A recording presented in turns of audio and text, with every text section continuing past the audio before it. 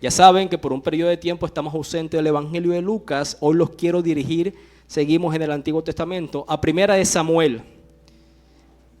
Primera de Samuel, capítulo 7. Vamos a estar en todo el capítulo. Esta vez no los voy a hacer trabajar como hace 15 días. Si sufrieron mucho hace 15 días porque los hice leer mucho, bueno, el domingo pasado aprendieron que el sufrimiento para el cristiano es la herramienta de Dios que nos forma en paciencia, ¿cierto? Que el sufrimiento para el cristiano le hace bien. Entonces, si el pastor los hizo sufrir hace 15 días, esta vez hay misericordia para ustedes. Primera de Corintios, capítulo 7. Primera de Samuel. No sé por qué tengo Corintios. ¿Viste? Eso se contagia, a ver. Primera de Samuel, capítulo 7. Estaremos en los versículos del 1 al 17. ¿Cómo funciona? Nos ponemos sobre nuestros pies. Yo leo del 1 al 16 y a una sola voz leemos el 17. Primera de Corintios, capítulo 7.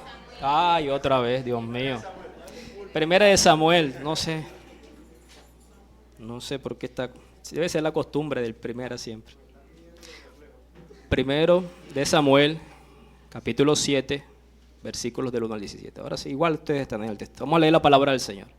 Los hombres vinieron de Kiriat Jearim, tomaron el arca del Señor y la llevaron a la casa de Abinadab en la colina y consagraron a Eleazar, su hijo, para que guardara el arca del Señor.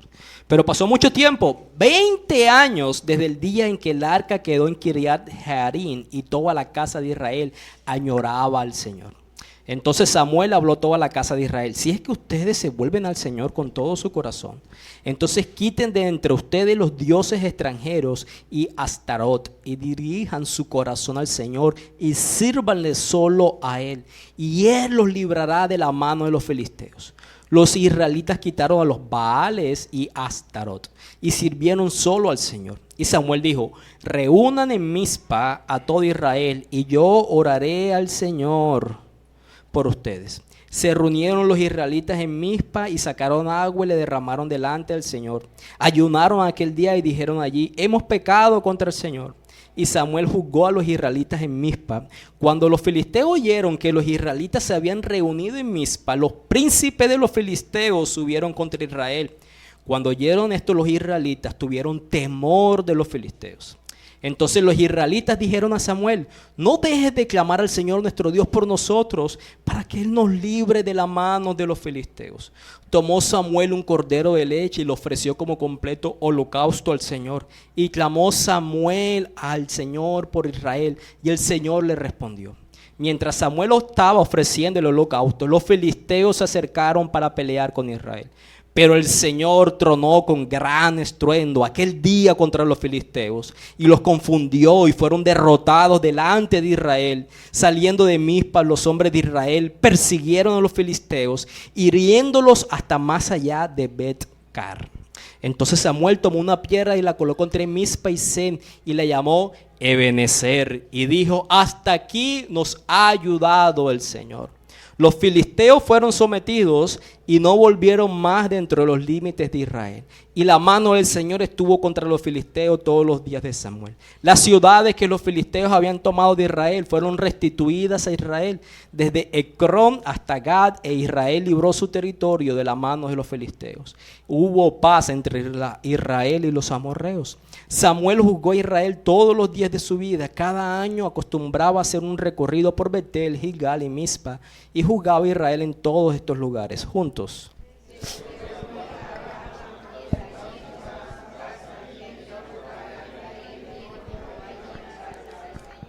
Amado Señor Padre, qué propicio para nuestros corazones poder escuchar un domingo como hoy, último día que nos reunimos en esta casa, conforme a tu voluntad, poder decir: hasta aquí nos ha ayudado el Señor.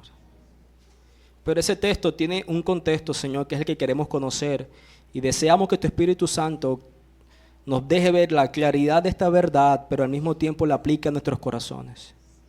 Salgamos de aquí siendo transformados por el poder de tu Espíritu a medida que tu palabra es expuesta delante de nosotros, Señor.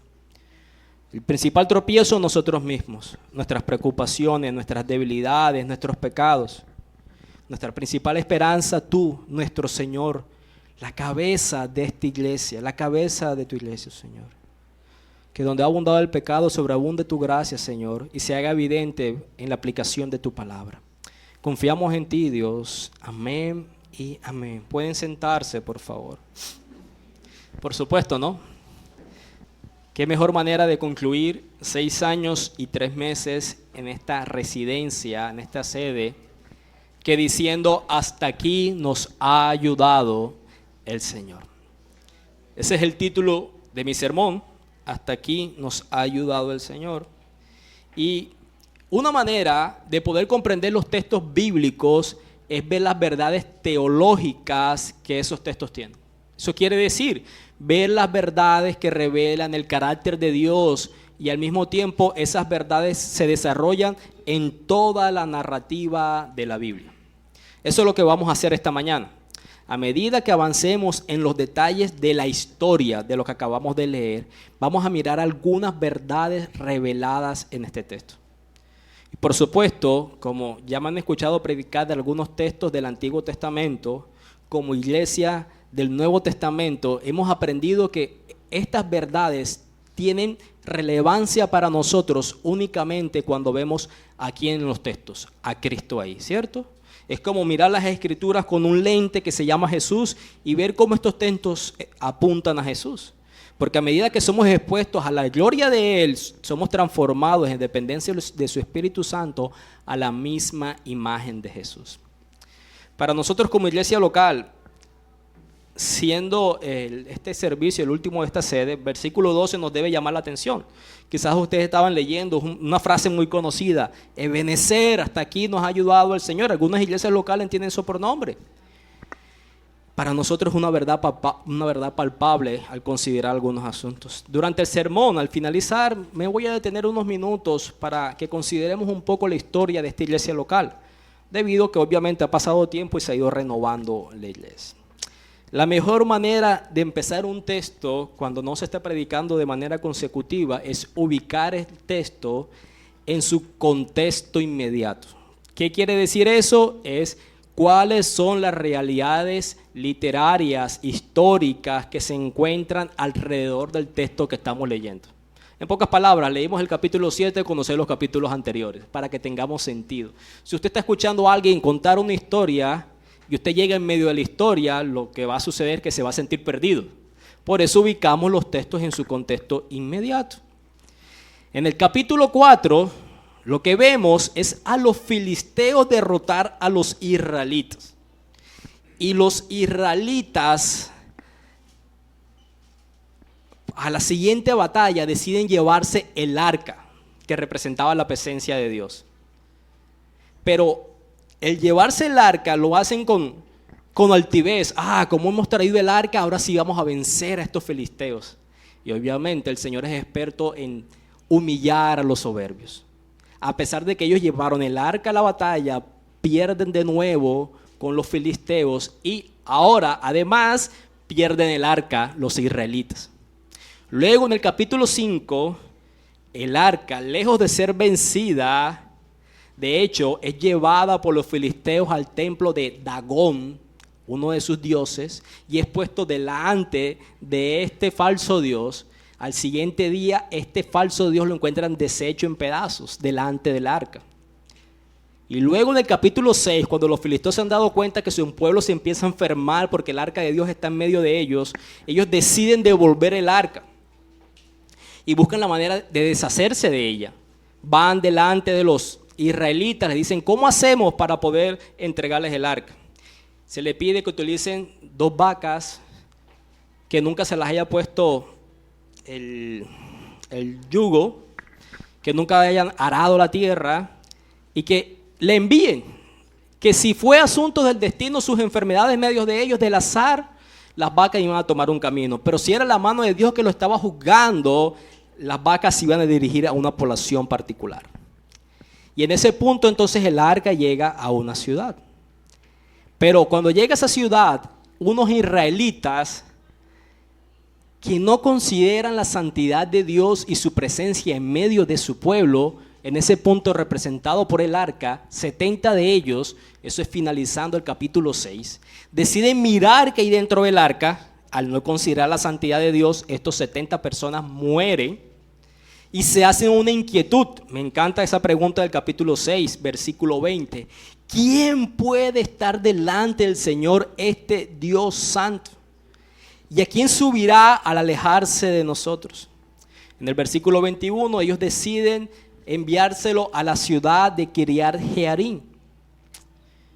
Y en ese punto es que nos encontramos en el capítulo 7. Esa ha sido la historia del arca, del capítulo 4 en adelante.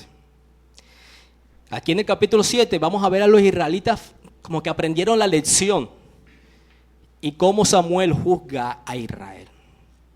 En la lectura que hicimos del capítulo 7 vimos 3 elementos mientras que leíamos las escrituras, mientras que se desarrollaba esta historia.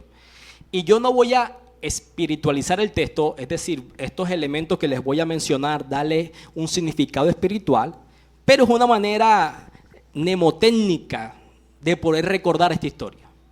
¿Cuáles son esos 3 elementos que vimos en la lectura de este capítulo en esta mañana? Vimos agua, vimos trueno y vimos piedra. Agua, trueno y piedra. Y esos van a ser nuestros puntos. Y vamos a ver que tiene unos significados particulares en hacerlo. Nuevamente, no estoy espiritualizando el texto, pero es una manera didáctica de que ustedes se acuerden de esta historia. El primer elemento fue el agua. Y lo vemos del versículo 2 al versículo 9.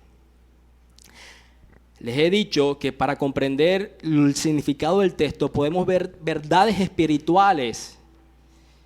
Y entre el versículo 2 al versículo 9, la verdad, si ustedes alcanzan a recordar lo que leyeron, más evidente de la nación de Israel en este punto es el arrepentimiento. Es el arrepentimiento. Y este texto contiene varias características de lo que podemos ver en otros textos de las Escrituras, como cuáles son las características del verdadero arrepentimiento o el arrepentimiento bíblico. Vamos a ver a la nación que se lamenta o que se duele. Vamos a ver a la nación que se deshace de los ídolos, los aparta. Vamos a ver a la nación orando con confesión y vamos a ver a la nación obedeciendo al Señor. Todo eso en los versículos del 2 al 9. Primero que le mencioné como una característica del arrepentimiento es el lamento. ¿Dónde vemos eso? En el versículo 2. Pasó mucho tiempo, 20 años desde el día en que el arca quedó en Kiriat Jearim. Ya sabemos cómo llegó el arca ahí por la introducción que les di. Y toda la casa de Israel añoraba al Señor. Hay otras versiones que dicen que se lamentaban. El primer paso para un verdadero arrepentimiento es lamentarse. Es el resultado de la contrición. Un corazón compujado, un corazón que está sobrecargado por la situación que está viviendo. Y eso lo lleva a tener un lamento. El arca de Dios ha regresado de las manos de los filisteos. Ya escucharon, lo perdieron en una batalla. Tuvo una breve parada en una ciudad que fue Bet-Semes. Y luego llega hasta aquí, a Kiriat Jearim. Es la primera vez en mucho tiempo en que esta ciudad va a resguardar el arca de manera segura. Incluso el primer versículo dice que ellos eligieron a Eleazar como un sacerdote. La manera de poder servir cerca del arca era por medio del sacerdote levita que fue establecido en el Éxodo. En este punto parece que Israel está haciendo las cosas de la manera correcta. No como aquellos 70 que intentaron destapar el arca y fallecieron, sino que nombraron a la persona adecuada, es decir, el sacerdote. Ellos no están mirando dentro del arca, nombran al sacerdote y a pesar de que parece que las cosas están bien, dice que Israel se lamenta, un lamento de 20 años. ¿Por qué la pena? ¿Por qué el llanto? ¿Por qué estaba afligida la nación? Ellos podían tener un elemento de felicidad, el arca estaba con ellos, el arca había regresado. Sin embargo, este llanto no es un llanto de felicidad. Ese lamento no es por felicidad, es de tristeza. ¿Por qué? Porque la nación se había alejado de Dios. Israel añoraba al Señor, deseaba a Dios. El arca estaba en medio de ellos, o estaba con ellos, pero Dios no estaba ahí. Pero Dios no estaba ahí. La versión NTV dice, durante ese tiempo, el versículo 2, todos los israelitas se lamentaron porque parecía que el Señor los había abandonado. Ese era el dolor de la nación. Tenemos el arca, pero no tenemos al Dios del arca en medio de nosotros. Y alguien que ha experimentado a Dios y siente la ausencia de Dios va a tener un profundo deseo por experimentar esa presencia de Dios. Salmo 51, cuando David es confrontado con su pecado, no me quites el gozo de mi salvación. Moisés, cuando iba saliendo del desierto, Dios le promete que le daría un ángel para que fuera delante de él y pudieran llegar a la tierra prometida. Mira, si tu presencia no va, ¿no? Yo prefiero un desierto contigo que una tierra prometida sin ti. La presencia de Dios es vital para el pueblo de Dios.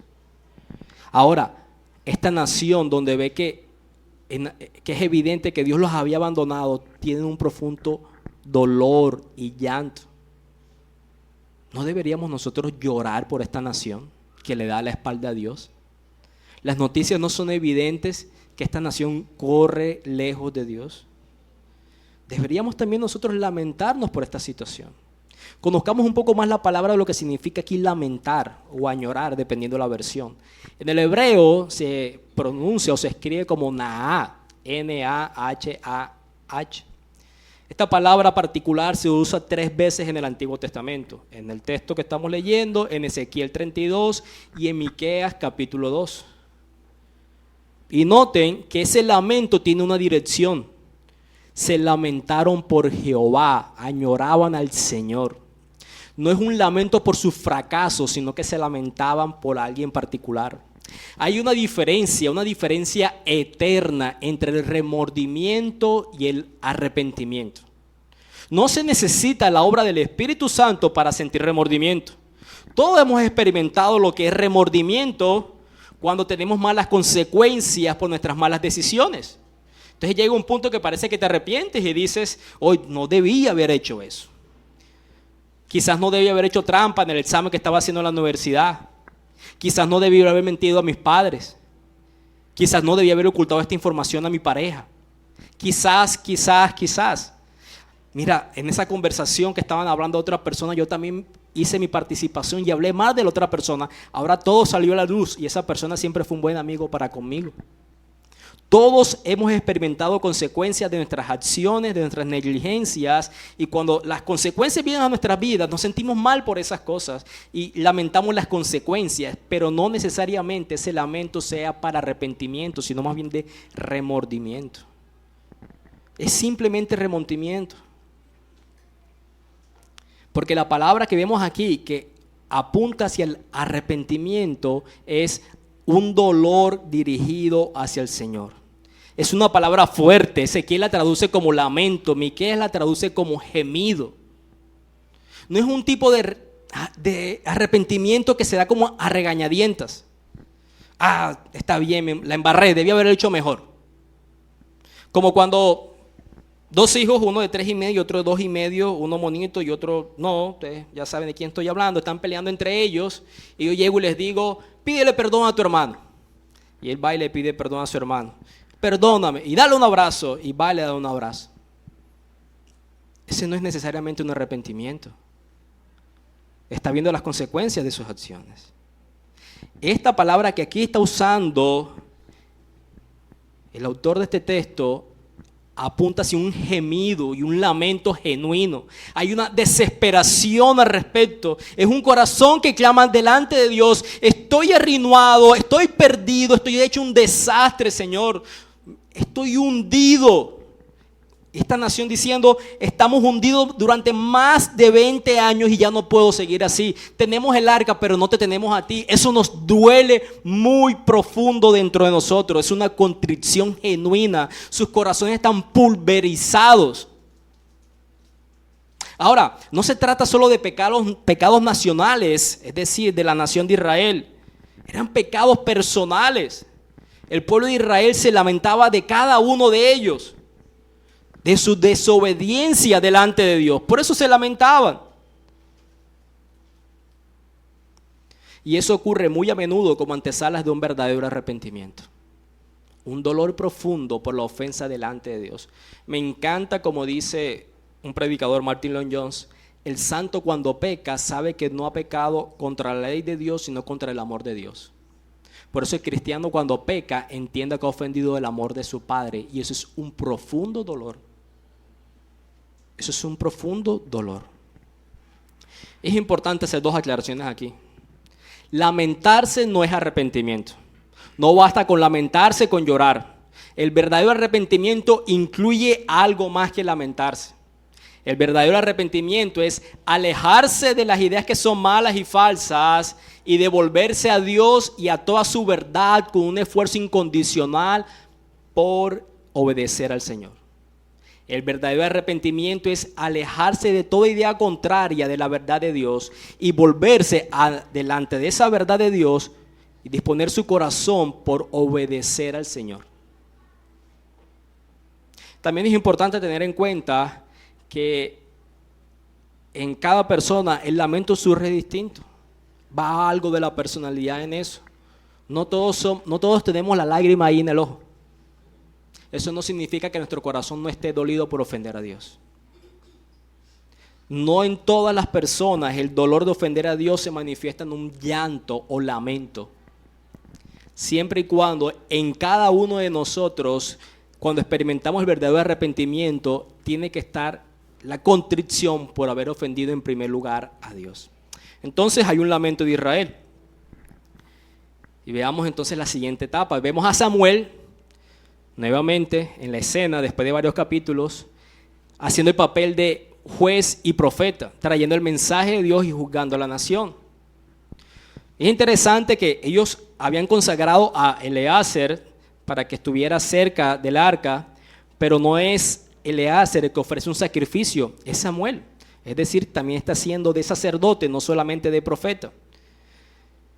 Y en todo este texto vemos a Samuel como un profeta, como un sacerdote y como un juez, un gobernante. La segunda característica es que Samuel da una directiva a la nación y les dice: deshazte de los ídolos, aparta los ídolos, versículos 3 y 4. Empieza Samuel a predicar y su predicación es: aparten los ídolos. Si es que ustedes se vuelven al Señor con todo su corazón, entonces quiten de entre ustedes los dioses extranjeros y a Astarot y dirijan su corazón al Señor y sírvanle solo a Él, y Él los librará de las manos de los filisteos. Muy parecido a la predicación de Juan el Bautista, ¿no? Hagan frutos dignos de arrepentimiento, dijo Juan el Bautista cuando entró en la escena. El primer paso del arrepentimiento es deshacerse de los ídolos, apártate de los ídolos. Aquí la nación ya estaba inclinando su corazón. Por eso es como, si ustedes se vuelven al Señor con todo su corazón, ellos ya habían empezado como a caminar hacia el Señor. Pero ese caminar hacia el Señor incluía una evidencia real. Porque cuando vamos al Señor, luego de estar arrepentidos por lo que hemos hecho en contra de Él y caminamos hacia Él en fe para ser perdonados, requiere deshacerse de los competidores. Nunca puedes caminar hacia el Señor en fe por Él teniendo otros dioses en tu propio corazón. Lo viejo debe ser despojado para poder vestir lo nuevo. Esto es un mandato de Dios desde el principio: no tendrás otros dioses delante de mí. Es una orden clara y fácil, ¿verdad? En apariencia. ¿Tiene difícil comprenderla? No. Aquí pudiéramos pensar nosotros: Israel, ¿cómo has vuelto nuevamente a tus ídolos después de lo mal que te ha ido? Pero eso somos nosotros también, ¿no? ¿Qué sucede con nuestro ídolo, por ejemplo, de la lujuria? ¿Qué sucede con nuestro ídolo, por ejemplo, de la codicia? ¿Qué sucede, por ejemplo, con nuestro ídolo del amor al dinero, o de la mentira, o de construir un buen nombre como identidad? A veces sentimos dolor por las consecuencias que cosechamos de cada uno de estos ídolos en nuestras vidas y queremos que el Señor nos perdone, pero no queremos soltar esos ídolos. Y no funciona así. No funciona así. La evidencia que hay un lamento profundo por el Señor, por haberle ofendido, es que vamos a caminar en fe hacia Él, despojándonos de los ídolos del corazón. Y la segunda directiva de Samuel en los versículos 5 al 11 es orar.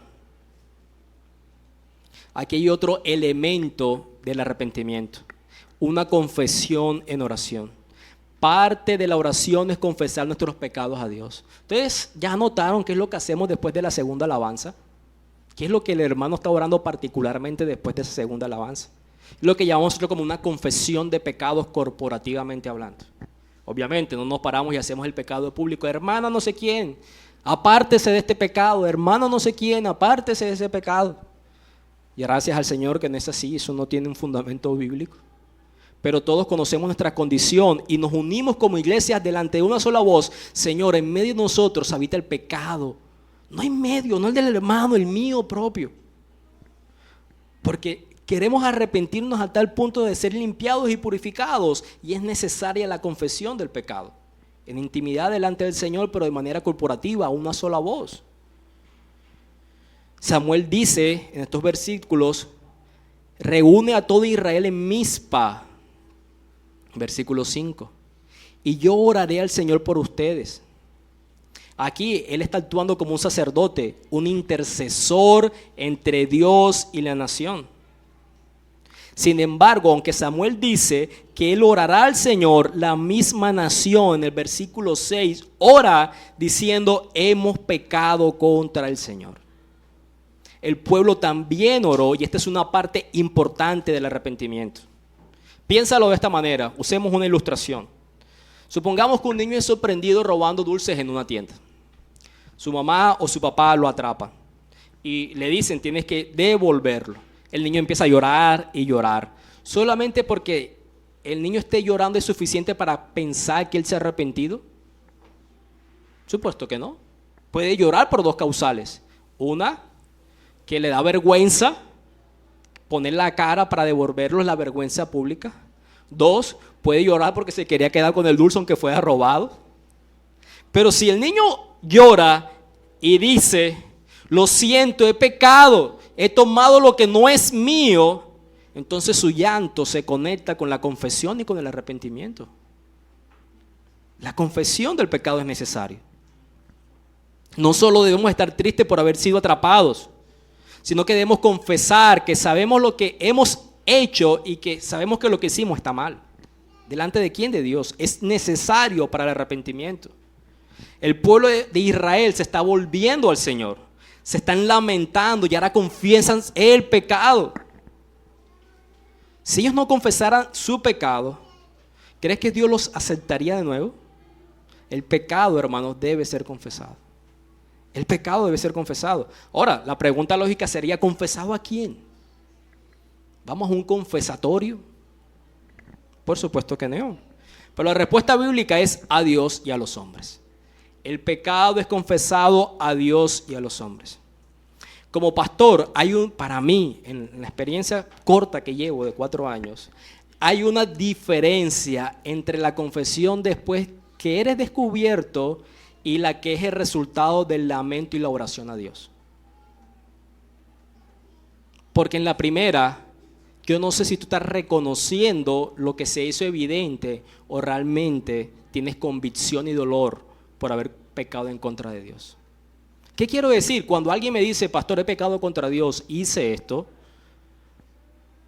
y es el resultado de una convicción propia, ¿por qué quieres venir a contarme a mí? Porque estás buscando ayuda y nada ha sido descubierto todavía. ¿Y por qué estás pidiendo ayuda? Porque pareciera la intervención del Espíritu Santo ahí, compujando ese corazón, haciéndolo contrito.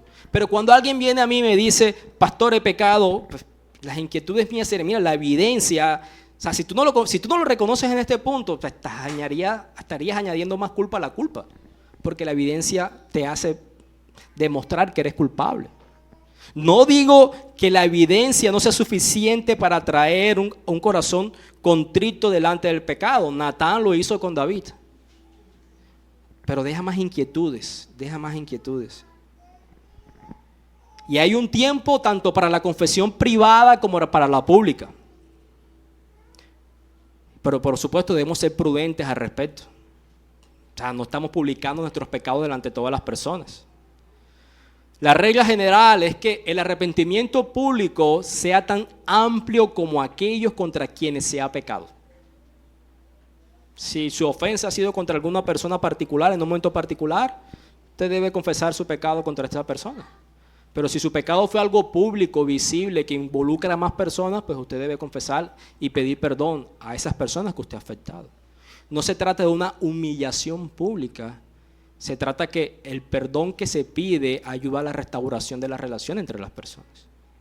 Y la iglesia recibe a la persona en amor. O usted, si usted le confiesa un pecado en contra suyo, usted lo recibe en amor y perdona, que es lo que Jesús hace, ¿no? Y aquí llegamos a la primera parte aquí llegamos al primer elemento que les mencioné. El primer elemento era el agua. Era el agua.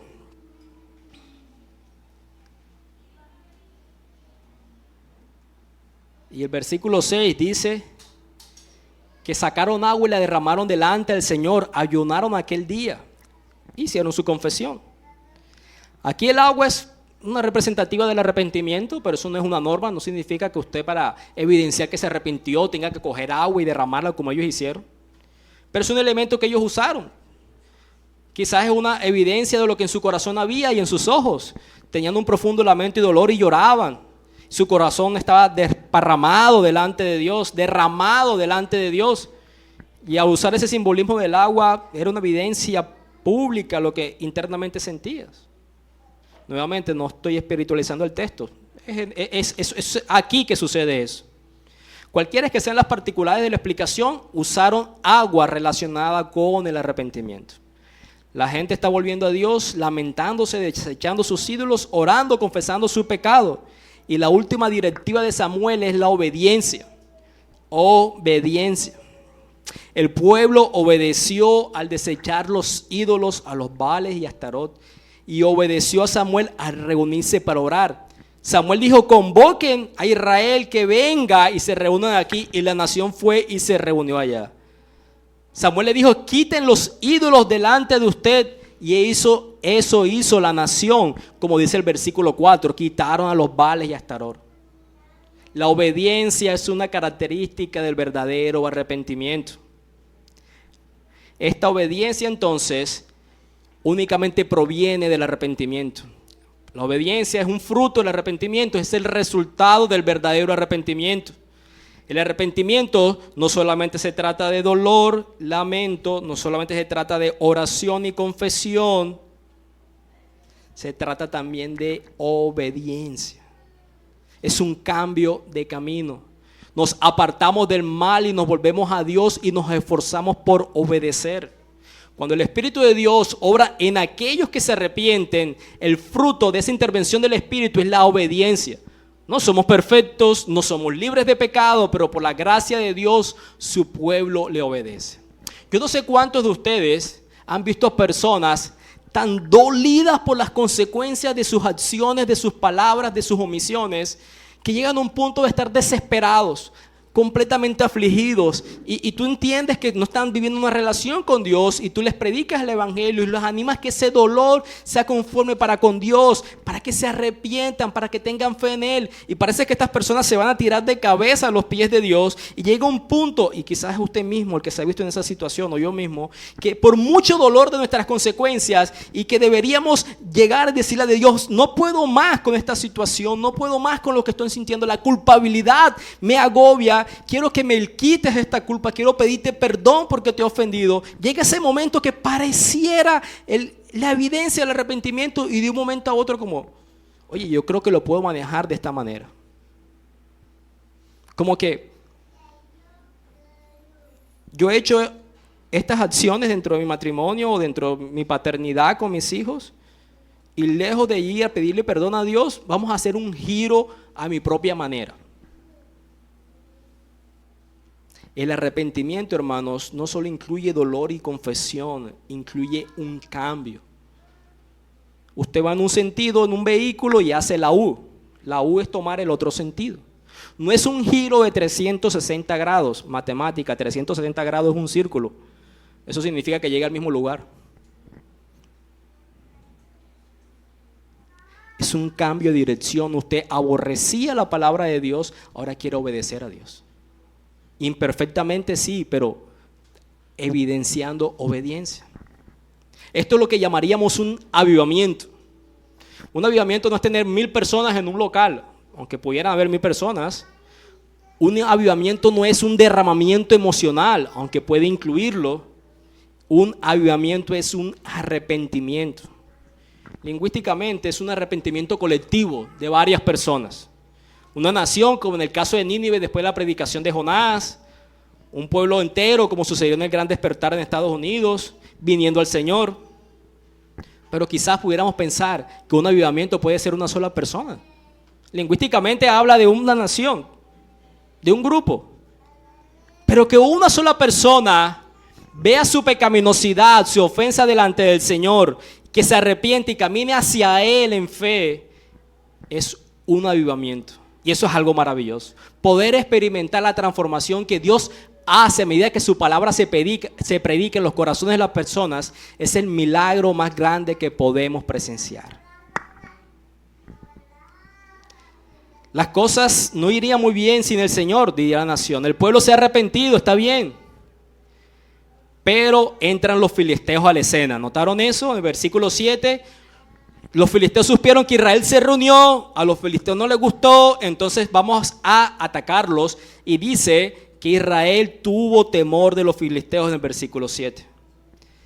¿Qué pasó la última vez que pelearon en contra de los filisteos?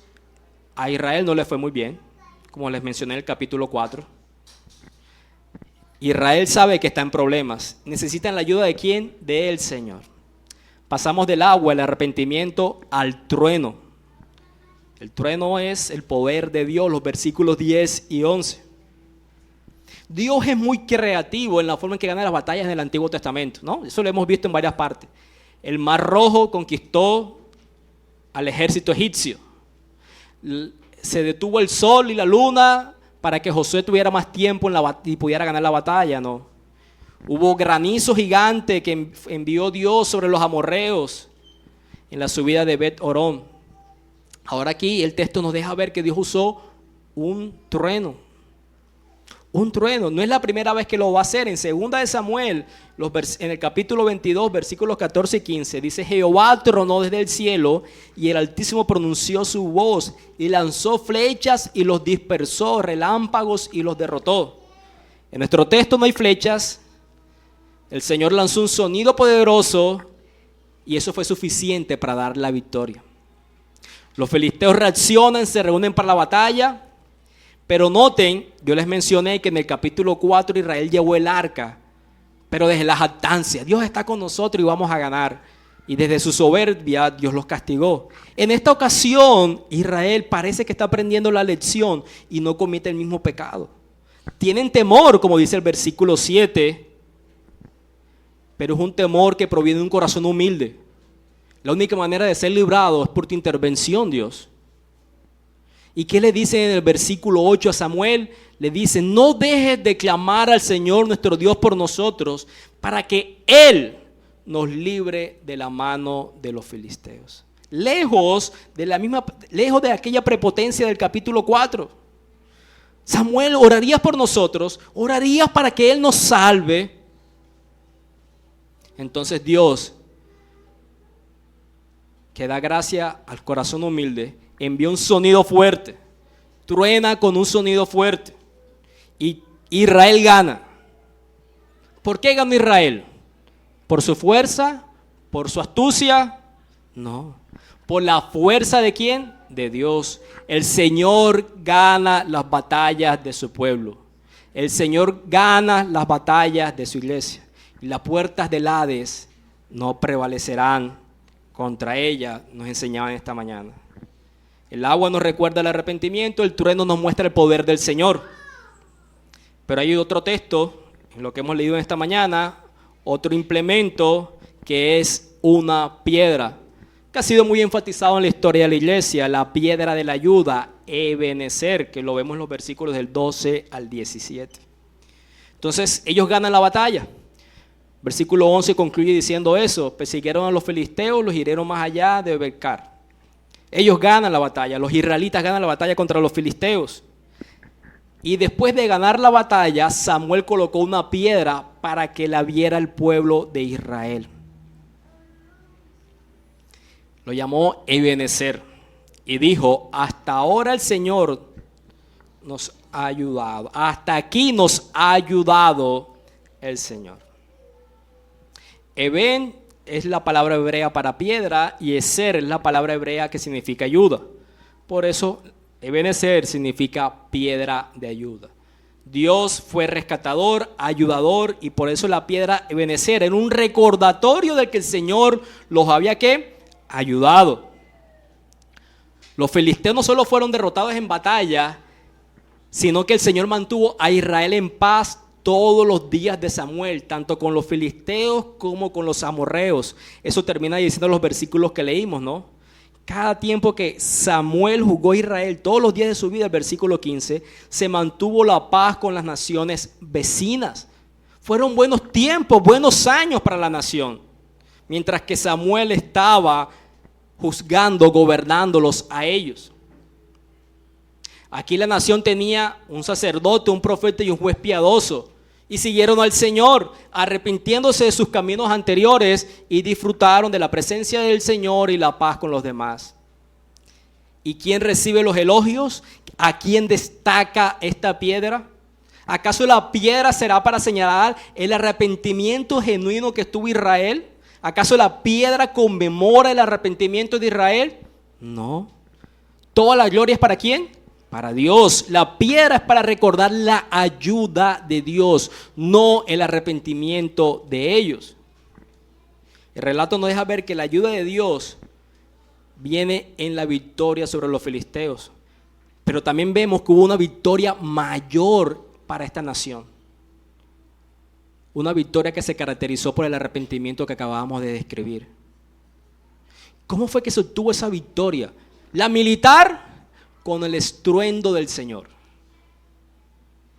La interna, con la intervención de Dios en el corazón de las personas, moviendo el corazón de estas personas hacia Él mismo, que fue el resultado de la predicación de Samuel. Samuel predicó al pueblo, el pueblo se arrepintió, se apartó de sus ídolos y caminó en obediencia hacia el Señor.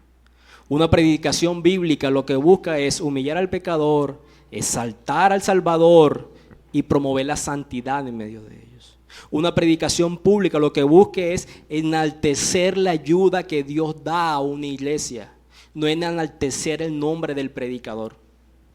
Hasta el día de hoy, creo que sigue pasando así, por lo menos, esto no es un dato verificable, pero por lo menos es la presunción que yo tengo, que en esta ciudad, en Valledupar, las personas que saben de la iglesia su palabra es verdad, saben de la iglesia su palabra es verdad y no la iglesia del pastor Pedro. O sea, se habla de la iglesia su palabra es verdad, no se habla de la iglesia del pastor Pedro. Yo no sé si ustedes han notado eso, ¿no? Que generalmente se conoce más a los pastores que a las iglesias donde pastorean. Y por la gloria de Dios, y espero que siga siendo así, si alguien va a hablar de esta iglesia, se hable de la iglesia, su palabra es verdad, donde predicamos el evangelio, amamos el evangelio y queremos caminar en pos del evangelio. Que el nombre de Él sea exaltado y no el nombre del predicador.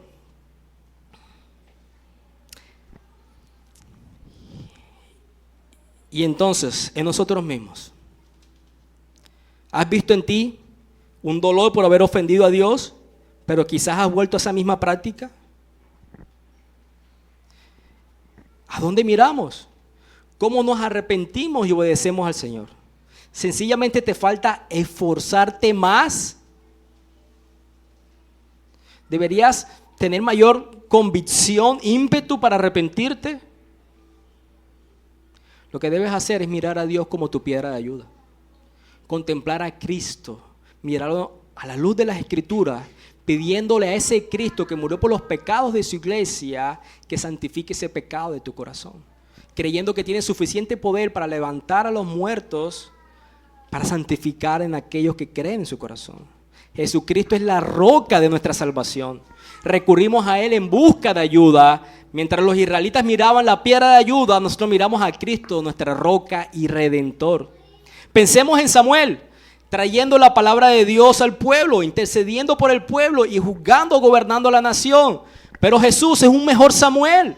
Él es la fuente de la verdad. Él es la verdad. Él es nuestro intercesor. Jesús oró en Juan 17 pidiéndole: no te pido que los saques de este mundo, sino que los santifiques, que los guardes a través de tu palabra, porque tu palabra es verdad. Jesús sigue orando por su iglesia, intercediendo delante del Padre por nosotros. Esa es nuestra esperanza. Al mismo tiempo, así como Samuel presentó un sacrificio para que la oración delante del Padre fuera contestada, Jesús hizo él mismo el sacrificio. No solo nuestro intercesor, es nuestro sacerdote y es la ofrenda del sacrificio.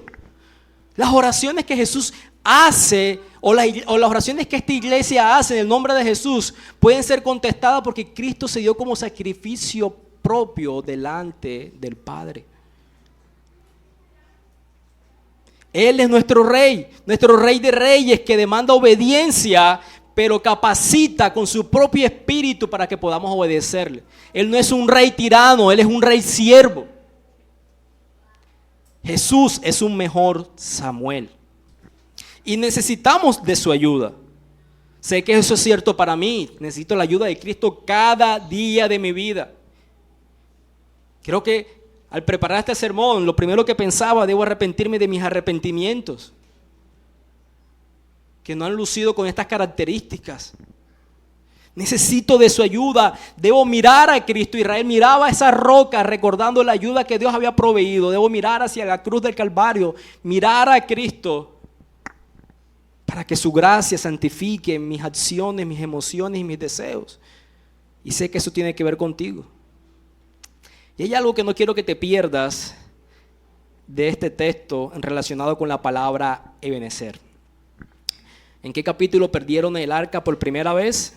Capítulo 4, versículo 1 dice: ahora Israel salió a la batalla contra los filisteos y acamparon en Ebenezer. En el capítulo 5, en el versículo 1 dice: cuando los filisteos capturaron el arca de Dios, la trajeron de Ebenezer.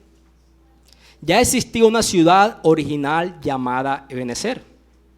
Y aquí estamos viendo que Samuel usa una piedra llamada Ebenezer. En el anterior Ebenezer de los capítulos pasados, el arca había sido capturada. Allá perdieron el arca. Ahora en este Ebenezer ellos obtienen la victoria. ¿Dónde derrotaron los israelitas a los filisteos? Según este versículo, en algún lugar que tenía un nombre antiguo, es decir, otro Ebenezer. ¿Entendieron la diferencia? En un lugar perdieron el arca y en otro lugar que también se llama Ebenezer obtuvieron la victoria. Hay un contraste. ¿Cuál es la diferencia entre la derrota en un Ebenezer y la gran victoria en ese Ebenezer del capítulo 7? Es el mismo nombre, distintas ciudades, la misma palabra espiritual. Y creo que Dios quiere que veamos esta diferencia y que esa diferencia no se encuentra en última instancia en los rituales que ellos presentaron, en el sacrificio que de pronto hizo Samuel, o que ellos no miraban el arca como habían hecho en otro capítulo. Creo que la diferencia radica, ¿saben qué? En el arrepentimiento. La diferencia entre uno y el otro es el arrepentimiento. Eso no significa que Dios nos da todo lo que queremos cuando decimos que nos hemos arrepentido de nuestros pecados. No es que es una fórmula mágica, entonces me he arrepentido, concédeme. No. Significa que hay muchas bendiciones que solo se experimentan al otro lado de la contrición y la confesión. Al otro lado de confiar en Dios y apartarse de los ídolos. El nombre era el mismo, pero el corazón era diferente. Y créame que a Dios les interesa más que nuestras palabras y que las frases suenen espirituales, suenen bien, le interesa nuestro corazón. Él quiere más que una reunión ritual. Él quiere más que poner un check-in a tu lista de que ya fui a la iglesia, todo está bien. Él quiere un corazón que reconozca su pecado y lo considere como su único salvador. ¿Vieron que ese fue el mensaje de Samuel? Vuélvanse al Señor con todo su corazón. Incluso dice después, dirijan su corazón al Señor y sírvanle solo a Él. Y como iglesia, no quedemos sillas con cadáveres espirituales, sino con corazones que se volcan completamente al Señor y le sirven de todo corazón. No obras externas, sino transformaciones internas.